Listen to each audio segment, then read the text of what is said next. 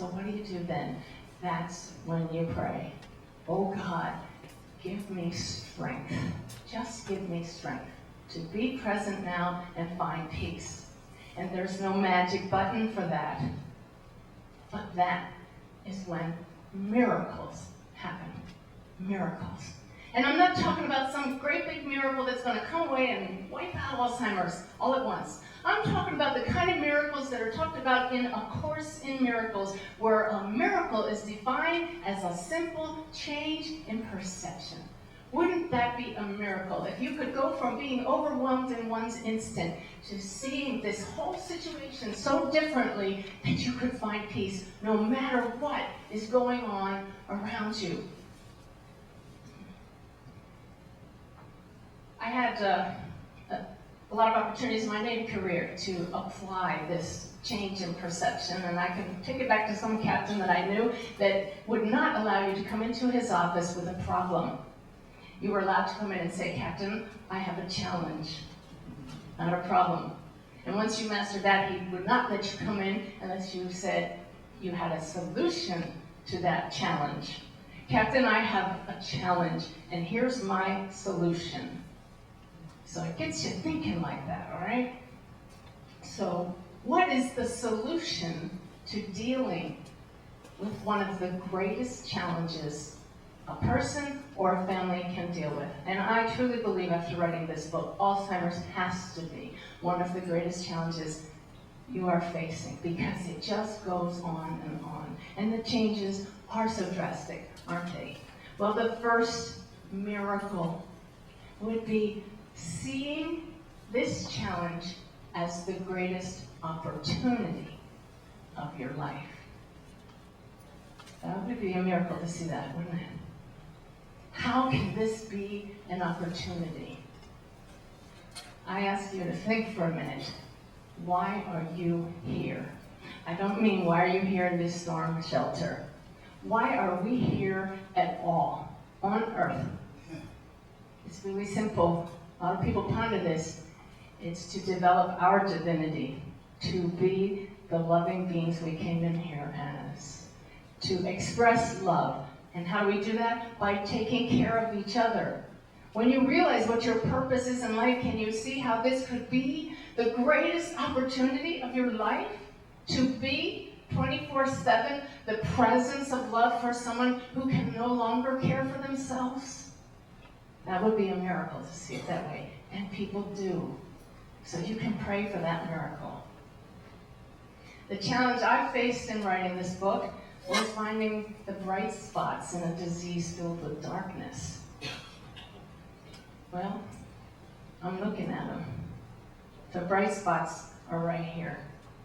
And first of all, it's the caregivers, professional and unpaid caregivers who take care of our angels who've had their wings clipped, right?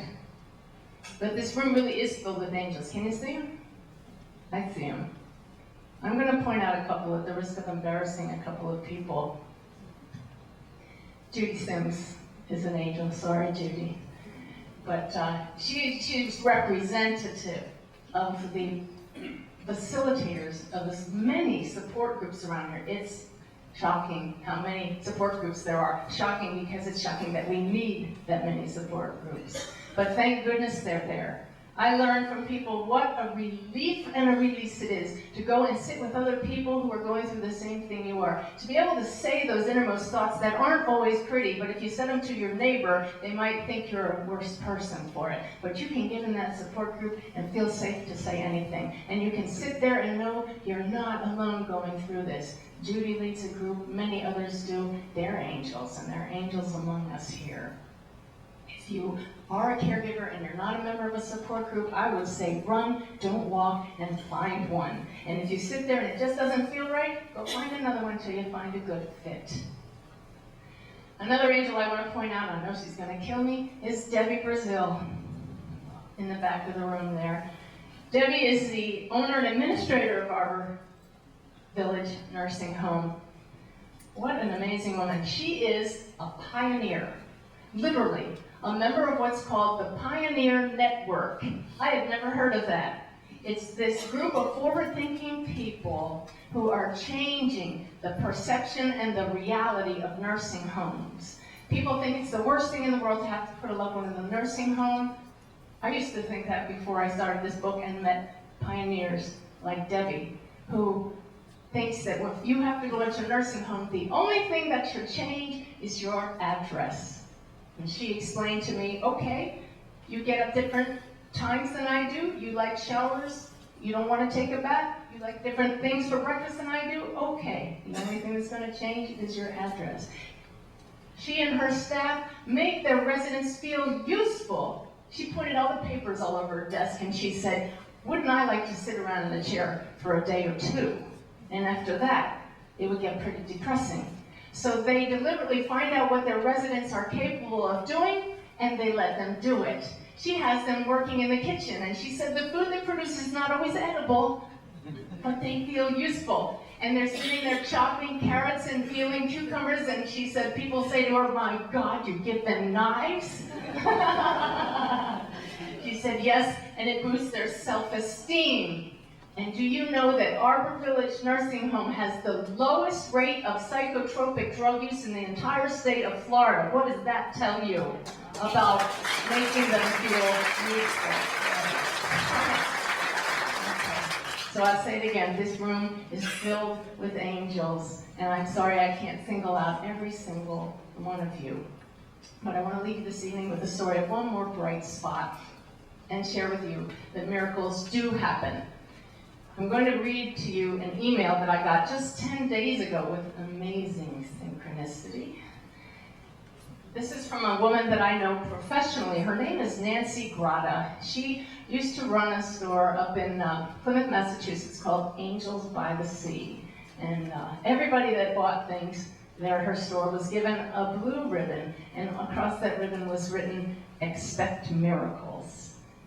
Nancy Grotta always expected miracles. She always had a smile on her face. Because I know her professionally and not personally, I didn't know what was going on in her personal life. But by her attitude, I had no idea what was going on until I read this email. And that's why I'm going to read the whole thing to you, because I've always believed if one other person does something or displays an attitude that you wish you could have, it's thoroughly possible for you to do the same thing. So I hope you can find some inspiration in this story. This is from my angel friend, Nancy.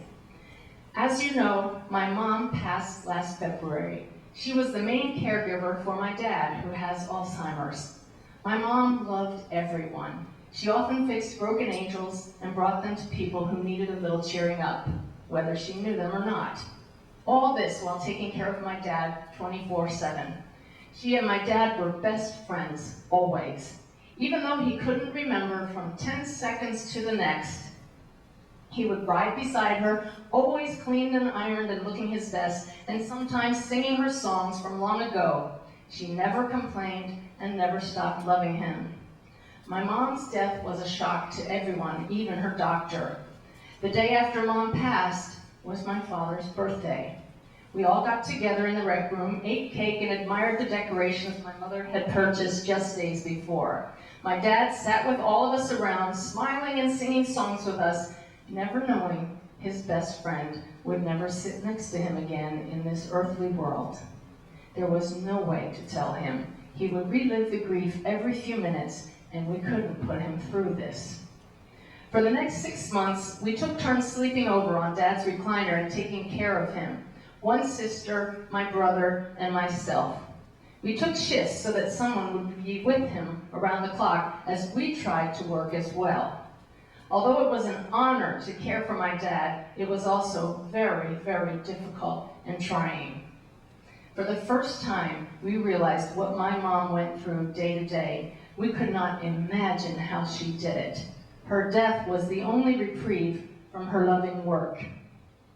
After 6 months, my dad had to move. It was a requirement for senior housing that the resident needed to be able to care for himself. My dad moved in with my brother, and we began anew with a schedule for his constant care. There are no finances to get help to come in, and our personal financial resources are totally tapped out.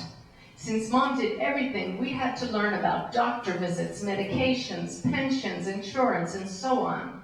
I now prepare meals, give medications, shower, shave, manicure, do laundry, entertain, chauffeur, and all of the other things Mom used to do for my dad. Sound familiar? I'm exhausted, and I'm one of 3. My mom was amazing, but no wonder she passed before my dad. My dad is a blessing and a joy. We love him dearly and could not imagine not being involved with his care. He is lessons in love and sacrifice and patience. He often asks, "Where's my better half?" And I say, "Where do you think he is?" He replies, "I think she's line dancing. That's her favorite thing." "That's not her favorite thing," I say. "What's her favorite thing?" And in a way that reminds me that miracles do happen, he says with a smile, "I'm her favorite thing." I hope that all of you here will push the magic button you have right here and right here and find your own miracle. Thank you.